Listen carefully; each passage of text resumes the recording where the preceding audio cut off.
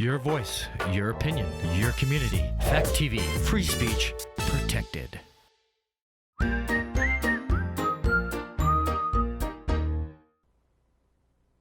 you sick of looking at Netflix and you don't know what to watch? So many movies out there, you don't know which ones are good, which ones were bad. You curious about what's out there? I'm Joey Powers. I'm Don Trettler. This is The Best Pictures. The ones you don't want to miss. Pennant. Say hello to my little friend.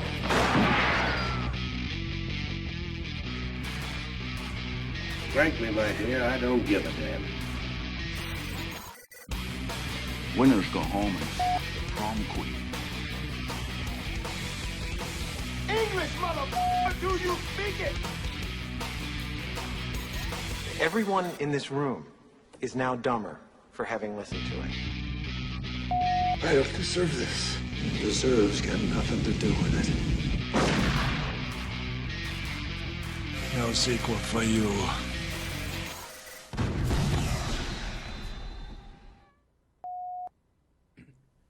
Hi, and welcome to another episode of The Best Pictures / Best Pictures. I'm one of your hosts, Joey Powers. And I'm Don Trettler. Welcome to the show. Collin mixed it up a little bit today and gave us a nice little baseball stadium in the background. You know, it would have been cool if it was Yankee Stadium, but... It'd be really cool if we had peanuts and Cracker Jack. We could have, yeah. The way the Yankees are playing right now, though, they don't deserve to have Yankee Stadium in the background. Oh, man. We were talking about it right before the show started. Jacob DeGrom, huh? Oh, man. Wow. He's back. Wow. He's back, and he's the same Jacob DeGrom that left last year. What were his stats from the other day? Do you remember? 6 innings pitched, 10 Ks? Oh, something like that. It was insane, you know? I mean, how many, like 15 innings or something like that since he's come back? Or is it more than that? No, I think they stopped him early. I don't think he's given up more than like one run. And like all three starts that he has. I think it's like one total. I mean, it's like video game numbers. It is. And you said, like, before he got hurt last year, it was the same thing. You know, so it's just the difference, I think, this year is, though, the Mets are actually good other than him. Right. You know, last year they were did they kind of falter away after he got hurt? Yeah, they did. And this year they were playing good before he came back, and now it's like they're clicking right now. That's been the big knock, is that the Mets in the past haven't scored runs for him. So he pitched a tremendous game, and they wouldn't score any runs. So in the article I was reading, it mentioned that I can't think of his name. Alonso leads the National League with 97 runs batted in, but also Lindor has like 82. Oh yeah, yeah, that's insane. He just set the New York Mets record for RBIs by a shortstop. Is that are they 3-4? Is that in the lineup or yeah? Are they? No, that's pretty impressive because I mean Jose Reyes had some pretty good years. I think he was leadoff though mostly, wasn't he? He was. So not as much of an opportunity to drive in runs. Yeah, we haven't had a shortstop that could hit like this. I don't think I can't think of anybody. No. He's the best ever, and Alonso's going to break a lot of records too. I mean, he's just, you think of him and you think of this beast, you know, that just hits home runs, but he's been hitting for average. He's been knocking in runs. I want to say it was like 281 or something like that. That's not bad. I mean, like we were talking about a couple weeks ago, Stanton before he got hurt was 224. You know, so I'll take 281, no question, you know. Yeah, he's a complete ball player. I mean, he's really improved. The big knock when he came up, they thought he was going to be lousy defensively. Can't say that now after watching. Do you think he's Gold Glove caliber or? No, not quite. But solid, like. Oh yeah. You don't have a problem with him going out there like, oh no, he's out there. No, absolutely not. I mean, one of his biggest problems is he tries to cover more ground than he can possibly do. You know, because he's still pretty young and athletic. I mean, he can get to a lot of balls. He's a really good ball player, really good. How old's Lindor? Lindor's still pretty young, isn't he? I thought he was 27 last year, so he might be like 28 That's now. still pretty young, you know. I mean, still got a lot of ball left in him. He's an incredible defender. I didn't realize that. As I'm watching him every day, he's an incredible defender. I've been checking out the standings, you know, because here it is, we're mid-August, trying to kind of project who's going to make the playoffs. Well, in the National League, it's almost a lock of the teams. Basically, you don't know who's going to win, but you got the Mets, the Braves, and the Phillies are all contending for, you know, playoff spots, whether it's going to be wild card or not. In the Central, you got the Brewers and the Cardinals fighting. And then in the West, you got the Dodgers with the Padres and the Giants kind of like The Padres clinging to life. But Padres that's it. took a big hit. You know, that was rough because they were banking on him coming back right after they got Soto to be that like 1-2 pop, and that was huge. What do you think? I mean, they signed him to like a lifetime contract, and we're talking about Fernando Tatis Jr. Yeah. I mean, what is he, 23? Oh. I think he's right around Soto's age. I think, and they're hoping to maybe maybe not catch the Dodgers as far as the division race, but push them to the limit once they get them into the playoffs. What was it? He wasn't even expected back yet. He was still in AAA, right? And yeah. That was huge. That was huge when I saw that. I was like, man, they just banked a lot. Now, what if Soto leaves after all they gave up to get him? I mean, right. Because they're kind of obligated. They got to keep him now. Yeah, I mean, they got to give him whatever he wants, I mean, but one thing about two things I was going to say about the Yankees. One thing, Derek Jeter had a comment on some ESPN show saying Aaron Judge made the right call betting on him instead of taking the contract, and obviously he's very correct on that. And two, the Yankees are 5-10 in their last 15 games, and not against good teams. Somehow they still have a 10-game lead, but when you have a 15.5 game lead at the All-Star break, and it's hitting us. Well, it is. You know what else happened though? Because I've been watching. Because I have a fantasy baseball team. Clay Hensley has just, he's bottomed out. Mm-hmm. I mean, he was amazing. Yeah, for a good part of this season, and within the past, I don't know I was going to say month. Probably. He's just gone down the tubes. But I mean, 4 runs in 3 games at Fenway. I mean, the Red Sox pitching staff has been canned by everybody all year. And the Yankees, I mean, Stanton's out, but still, you still have like plenty of protection around Judge. And he did walk 2 more times last night because, I mean, that's what teams are starting to figure out, If you don't pitch to Judge, I mean, he's not the best base runner in the world. Put him on first base is a pretty good chance you're going to get a double play. Right. Because he's big and tall. He's like 6'7", 280 pounds. I mean, he's not Ricky Henderson out there. So just avoid pitching to him. And it seems to be working because when they pitch to him, he hits a home run. And what was interesting, actually? I didn't even think about it. They said at the pace he's on right now, he would hit 65 home runs this year. That would be an American League record. I didn't even think about that. Oh, really? Yeah, because all the guys that broke all the record, it was Sammy Sosa, Barry Bonds, Mark McGwire. They're all in the National League. Yeah. So he's going after Maris's record. I think Maris has the record still at 61. So I didn't realize that. I didn't either. And I being a Yankees fan, a Yankee holds it, and the guy before him was a Yankee that held it, and now a Yankee could break it. I didn't know that. I never thought about it like that. Yeah. But 65 would be quite a feat. Wow. And they're not just Yankee Stadium home runs, too. I mean, he hits them out everywhere. And even the ones he hits at Yankee Stadium, if you look at the average distance that he hits home runs, I mean, you'll see some 477, some 450. I mean, they're out anywhere. So I mean, it looks like a toothpick in his hands when he's at the bat because he's just so big. He's a huge guy. He is. And he's hitting over 300, leads the bigs in home runs, runs batted in, runs scored. He's a slam dunk American League MVP. Right. And they're going to back into the playoffs, but even as bad as they're playing, I can't see them not making the play. I mean, they're still almost 30 games above 500. Well, yeah, like you say that. You said they have a double-digit lead, right? Yeah. And they're slumping. They're cold right now. But with a double-digit lead, they're safe. Mm-hmm. So would you rather be in their position? And I got to be honest with you, with the Mets are rolling. Yeah. I mean, I haven't seen a Met team play like this in a long time. And I'm a little worried that they're peaking at the wrong time. And the Yankees could basically come back from a slump. They could peak in the playoffs. I'd rather be in the Mets position right now, honestly. Yeah, I mean. Because the Yankees, and the other thing, too, is what happens if we get Houston? Because we can't beat Houston. I don't know why, but we cannot beat Houston in the 7-game series. The Mets have been swept. They lost all 4 games they played Houston this year, and I'm embarrassed. They just can't. I mean, Aaron Boone was like, don't look too much into the fact that Houston always beats us. It's like, well, when you play them in the playoffs every year and they always beat you, what are we not supposed to look at? I mean, what are we supposed to look at then? Well, here's a flip side to that. 1988, right? The Mets, I'm close. I don't know if this is exact, okay? They played the Dodgers 12 times. They went 11-1. Met them in the playoffs, and they lost. And I think it was a 7-game series. Oral Hershiser was the difference. But the main difference between that is this has happened before in the playoffs when we meet the Astros. You know, it's not only do they beat us in the regular season, but they've proven in the playoffs that they're going to beat us too. And we even took their best pitcher, and they still beat us. Who do they have that's so great on that team? I don't even know anymore. I mean, Altuve obviously is really good. They have Alex Bregman. I don't know. But Springer left. Yeah. And Carlos Correa left. When they play, I don't watch because I know they're going to lose. But they just find a way to win.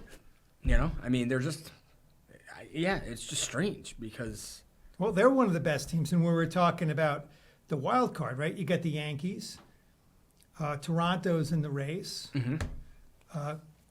Whoever wins in the Central, I mean, I don't think there's gonna be a wild card coming out of that.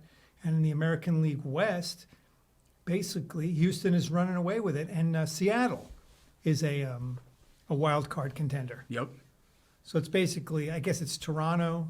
Oh yeah, Houston's way running away. You know who else is in? You know who's in a wild card race? If you look at it, Baltimore Orioles. Who would believe? That's insane. They are 59 and 50. They have a better record than the Red Sox, and we just got taken 2 out of 3 at Fenway by the Red Sox. That's just terrible. Let's hope you guys don't have to play the Orioles, right? Right now, I don't want to play anybody. I think we start with Tampa starting tomorrow. Yeah. But yeah, I mean, 5 and 10 in their last 15 games. That's terrible. I mean, they had for a long time they had the best record in baseball. Them and the Dodgers were like neck and neck within a game or two of each other. And now I think we're quite a bit behind you guys now too, and Houston. Well, like I say, I mean, the Mets have been on quite the roll right now, and you know, I just worry that they're peaking now, and they could hit the slump. They could hit the slump come playoff time. They have the second best record right now in baseball, just behind the Dodgers. And I mean, the Dodgers have been on fire too. I mean, Dodgers are 9-1 in their last 10. You're 8-2 in your last 10. Cardinals 7-3 in their last 10. Braves 7-3. You know, then you look at the Yankees 2-8. You know, it's like every week I look at it, it always seems like they're 2-8 in their last 10. I'm like, can we get a positive somewhere, guys? You know, we got to play someone we can beat. Well, the Padres got to be really disappointed because they made that big deal. They gotta be crushed. Trying to get Soto, lost Fernando Tatis Jr. For the rest of the season, part of next season. So it's like, you know, you got to feel like they're cursed. And they've never won a World Series. No. I think the last one they went to, they played the Yankees, and they got, I think it was 4-1. It might have even been a sweep. They're also, you know, San Diego's only professional, I shouldn't say professional, big league team, right? Because they lost their football team, they lost their basketball team. Mm-hmm. I don't think they ever had a hockey team. No, I don't think they ever had. So the Padres are it. They're the only game in town down there. And for them to actually be relevant for once, because they're not like a storied franchise. I mean, they had, obviously Tony Gwynn was one of the all-time greats. Was Steve Garvey, was he the Pirates? Well, he was on the Dodgers and the Dodgers championship teams, and then he signed a free agent contract and played for the Padres for a while. I think he got him into the playoffs. I mean, they had like Trevor Hoffman. I think he's a Hall of Famer. Yeah. And I think when he retired, he had the most saves in Major League history. Dave Winfield came up a Padre. Yep. So they've had some. They've had some people, but I mean, they're not like the Yankees. They're not even like the Mets. They're not like the Red Sox. No. They're not. They don't have like a storied history. And just to get, I mean, what would you say? 2 of the top 5 youngest players in baseball on the same team, and then have that happen right after. And Manny Machado too. And Machado, he's probably not even 30 yet, is he? No, he's got to still be. So that's like, what's that? Your 2, 3, 4 batters? Yeah, that's pretty. That would have been pretty. It's scary. Pretty awesome. It's a pretty awesome team that they're building up there, and had some really major bad luck. Now, did Machado? I don't remember. Did he leave in free agency, or did they trade him at the deadline?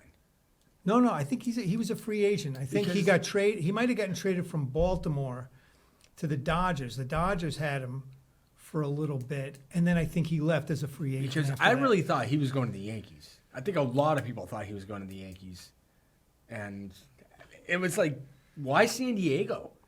Like, they didn't really have much to. I mean, other than money, they didn't have much to offer as far as winning or anything. I ask this question all the time about different free agents. I don't know why some of these people go the places that they. Why did Marcus Stroman, who had a tremendous season with the Mets, was it last year? Yeah, he carried the Mets last year. Basically, signed with the Chicago Cubs.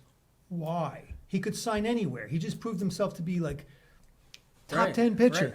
Like Bryce Harper, why did he leave the? I mean, I understand leaving the Nationals, but why did he pick the Phillies? What did they have going for him? I mean, their fans aren't the greatest in the world, obviously. No. You know, I mean, yeah, you want to get out of Washington, but what was the selling point to get you to go to Philadelphia?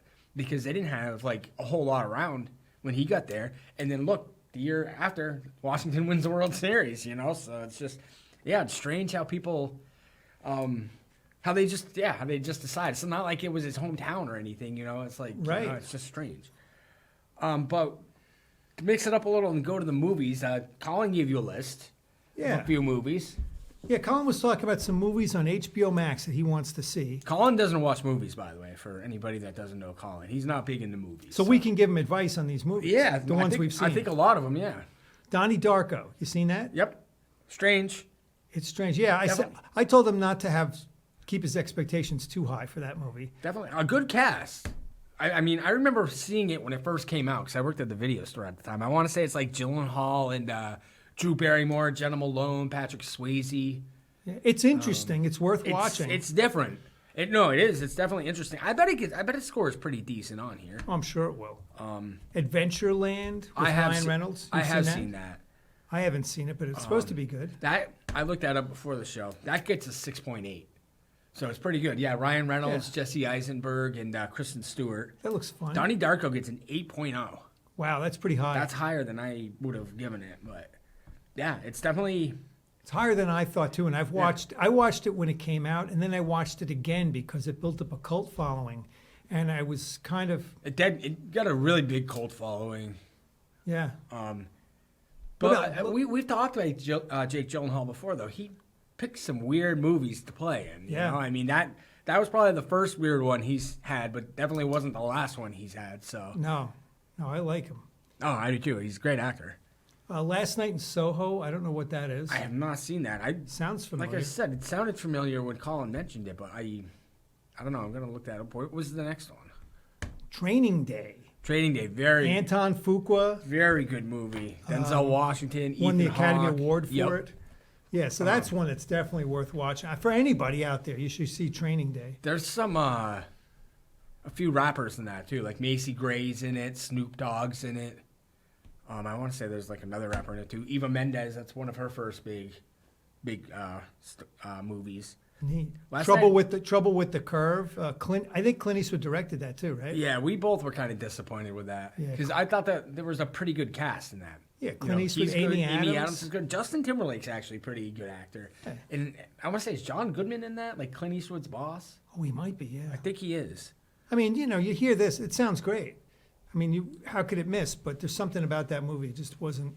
Yeah, because that was when we were doing our baseball. I don't think either, or maybe you had seen it and I hadn't seen it. And so I watched it before we did our next episode. But I was with you. I just didn't think. I didn't think it was as good as. Then Collin's got Whiplash, which I don't think either one of us saw. It's really rated high on IMDb. It's supposed to be a tremendous movie. Trouble with the Curve gets 6.8, which I think that's a little high in my opinion. I do too. I mean, definitely over 6. I mean, I'm glad I watched it, but I probably wouldn't watch it again. I just like Clint Eastwood. Whiplash, J.K. Simmons. That's one I think everybody should see. I didn't get to see the end of that movie. The Spectacular Now. He said it's a chick flick. Yeah, but I read about it. It doesn't. I gets a 7.1. That's not bad. That's very good. I mean, Whiplash gets an 8.5. Yeah. J.K. Simmons won Best Supporting Actor. He did? For that, yes. Oh, I didn't realize that. He is a good actor. I like him a lot. He's a very good actor, very talented. Miles Teller is actually a pretty good actor too. I think he needs to be a little more choosy with some of the roles he takes because the Fantastic Four reboot was a nightmare. Yeah. I mean, I don't even remember how much money it made, but it definitely lost a lot of money. And it had a few pretty big names, like Michael B. Jordan was in it as well. Miles Teller, I forget who the girl is, but she's pretty well known too. And it just didn't take off at all. No. Which should have been kind of a telltale sign because like the Rise of the Silver Surfer, the sequel to the first Fantastic Four, didn't do well either. So. And they had famous people too, like Chris Evans was in it, Jessica Alba was in it, Michael Chiklis from The Shield was in it. Right. So they had. That was the original. Yeah. What's his name? Julian McMahon. He was on like Nip Tuck. He plays the bad guy. Oh. But that actually did all right at the box office. But I don't know why I'm rambling about Miles Teller. I don't even think he's The last one on his list is Room, which that's Brie Larson, right? yeah, didn't she win an Academy Award Won for for that? Best Actress. Yeah, So that's a good movie. I have not seen that either. Yeah, it's worth seeing. I'm not going to rave about it and say it's the greatest thing since sliced bread. But How was she though? Was good. Was she Oscar worthy? She's good. You think? All right, I'm going to talk about an actress. We're talking about who Okay. I start to watch this movie called The Secret in Their Eyes the other night with Chitway Eldafor. I don't know. Oh, I know how to pronounce his name either. I don't know. I know who he Anyway. is. He's a good actor. Julia Roberts. Oh man, it had a really good cast in this thing. Anyway, there was a scene with Julia Roberts. I watched it. I started to tear up. I thought I was going to cry. I was on the verge of crying. I couldn't believe it's. Well, I guess it's the beginning of the movie, so I wouldn't spoil. It's not spoiling it, the whole thing. What happens is, she's a policeman. He's her partner, Chitway. We don't know what his name is. Anyway, he's a good actor, but they're partners. They're policemen, and they're investigating a crime. And he goes over, and there's a body in the dumpster, and he looks at it, and he realizes it's Julia Roberts' daughter. So he has to go over, and he tells her. The look on her face, and then of course, she runs over to the dumpster because she can't believe it, and she looks in. It ripped me apart, and I couldn't believe it. I was like, "Holy Moses!" I mean, I don't know. I don't normally think of Julia Roberts as one of the best. Not that I'm down on her or anything, but it was just. So I had to watch it again. I watched it again. Again, she gets me to the verge of tears with this whole thing. The agony on her face. I mean, she just, even the very beginning, I had to watch, like, when she gets told, like, the look on her face. I don't know how many times they, like, shot over and over, but she hit this thing on the head. I watched it 3 times, and I was almost going to cry 3 times in a row. I said, that was powerful. And it all was from her, because it could have been any other actress doing this. Right. They're probably not going to hit it on the head like that. They're not going to hit it, because I just was stunned that she could get me like that. So I had to watch it over and over. Holy Moses. I mean, I don't think I've ever really seen a movie where I thought she was bad. I'm with you. I mean, I don't think she's like this standout actress that's like one of the best of her generation or anything. But she like was in that. a movie that you lent me with, oh, God, I'm going to forget who the guy was. Oh, it's George Clooney. Oh, Money Monster? Money Monster. Yeah, that was a good movie. Right? Yeah. I thought she was She good carried in that. that movie. I thought she was really good in that. She was yeah. better. And I like George Clooney. She was better than George Clooney. She was great in that that. movie. Yeah. Pretty Woman. She's great in that. And she's like a kid when that movie came out. And she was great in that. I mean, that's one of those iconic roles that you can't picture someone else playing that, because she's just, she's playful. But right. She's also like a smart ass. With with some of the stuff she's talking about and stuff. She tells Richard Gere's like, they don't rent this hotel by the night. She's like, you're wrong. I've been here before. They do rent this place by the night. It's like the biggest hotel in like the city or whatever. But no, she is. She definitely has had her moments. And she won the Academy Award. She won for Aaron Brockovich. She won Right. Best Actress. I think she was nominated for lead actress for Pretty Woman. And I think Yes, she was. I think she was nominated for supporting actress in one with Meryl Streep, something Osage County. Oh, right. Like that. I haven't seen it. It's on my list of movies to see. But I mean, even in like the Ocean's 11 series or whatever, the ones she's in, I think she plays good. I think she's a good actress, Yeah. I'm going back and I'm going to watch some more Julia Roberts. What'd you say just it's based called? on that movie. I think it's called The Secret in Their Eyes. Secret in Their Eyes. I'm going to have to check that I got to out. think of who the other people were in this movie. Anyway, it was. I think it was on my list, and I said, "Well, I'm just going to watch this movie," and I got blown away. I got blown away by her. So I have a question for you. Of the ones you've seen that Collin wants to watch, which one did you like the best? I didn't see the whole of Whiplash, so the next one on my list, I said, is Training Day. That's your favorite of the ones that Yeah, I would tell people that Yeah. that's the one to see out of that. Yeah, me too. I even though I bet Donnie Darko's ranked higher. Let's right before we go. What do you think? What do you think Training Day gets rated on IMDb? 8, solid 8. I'm gonna say like 7.3. Yeah? I would definitely say it's over 7. All right. So let's see. It is I think it's 7.7.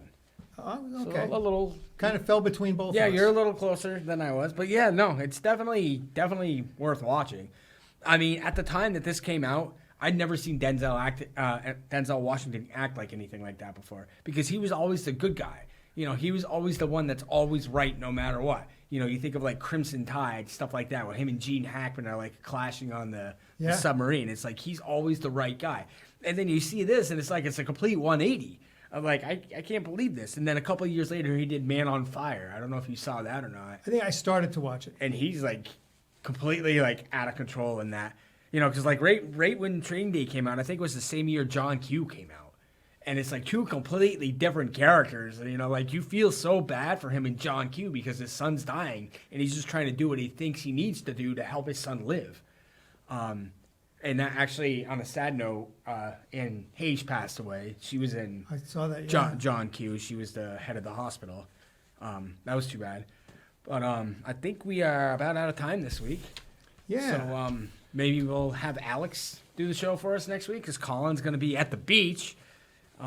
So this has been your Best Pictures / Best Pictures. I'm one of your hosts, Joey Powers. I'm Don Tretler, and these are the ones you don't want to miss.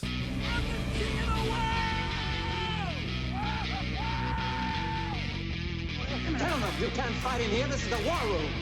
Here's Johnny. Go ahead. Make my day. Life moves pretty fast. If you don't stop and look around once in a while, you could miss it.